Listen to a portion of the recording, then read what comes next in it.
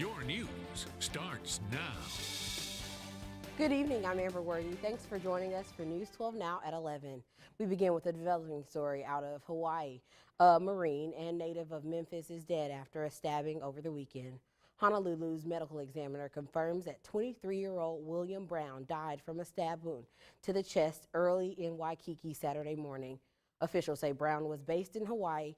According to police, he was one of two people stabbed after an altercation broke out on Royal Hawaiian Avenue at 1 a.m. Saturday.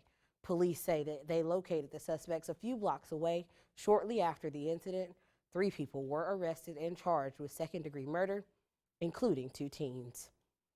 A Huntsville man is behind bars in Dade County after police say he led them on a chase from Bledsoe County through Hamilton and down to Georgia. The Dade County Sheriff's Office says on Saturday night around 8:30 p.m., Hamilton County pursued a stolen gold Chevy Silverado on I-24 west nearing Dade County. Officials say the truck was stolen out of Bledsoe. Tennessee officers ended the pursuit before crossing into Dade.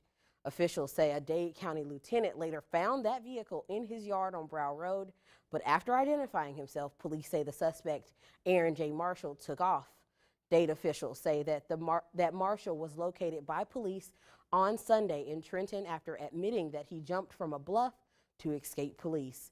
In Dade, he is charged with bringing a stolen property into the state and obstruction of a law enforcement officer. Breast cancer impacts so many across the world, and the Susan G. Komen Foundation has led the way in research and fundraising.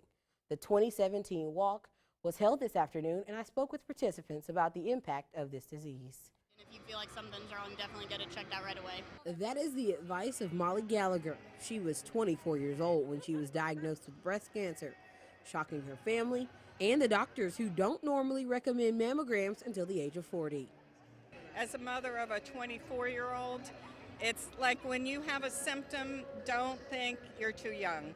The Susan G. Komen Foundation has been bringing awareness to the disease for decades. Sunday, hundreds flocked to the Scenic City for their Be More Than Pink Race for a Cure, not only encouraging fitness, but providing information for families with or without a history of cancer. There was no history of breast cancer in our family, so even I thought that can't be it, but she went right away and good results, so she's a year survivor. Surviving the disease is what many of the participants at these events have in common.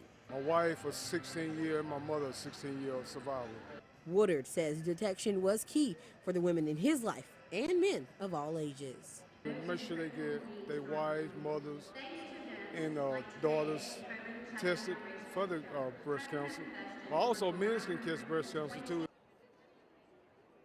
Woodard says he donates because 75% of the money goes towards finding a cure for cancer.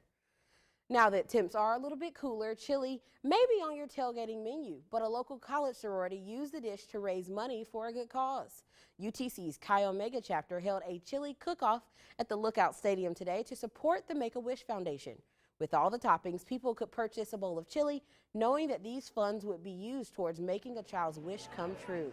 I spoke with Savannah Marshall, the director of the sorority's community service program, and she says they aim to raise $30,000 to $40,000 every year. It's a lot of work, but we love it, and we get to work hands-on with the Wish Kids, and we are thankful for every minute of it. Other schools came out to participate in the chili hot dog eating contest as well. Former U.S. Rep. Stephen Fincher is joining the race to succeed Republican Bob Corker in Senate.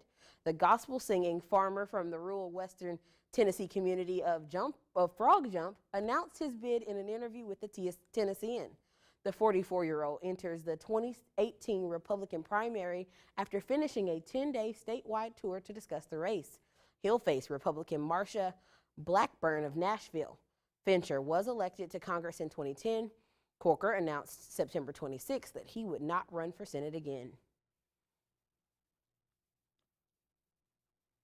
Railroad officials are continuing to investigate what led to a train derailment in Knoxville.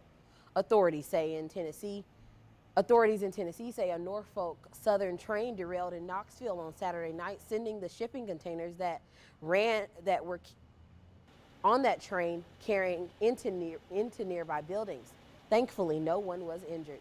2 buildings did sustain some damage. Local media confirmed that the train was not carrying any hazardous materials. Police were unsure of what is in the shipping containers at the time of the derailment. 5 former presidents shared the stage Saturday night to help the victims of the 3 recent hurricanes. They took part of a benefit concert in College Station, Texas to raise money for hurricane relief. Kaylee Hartung reports.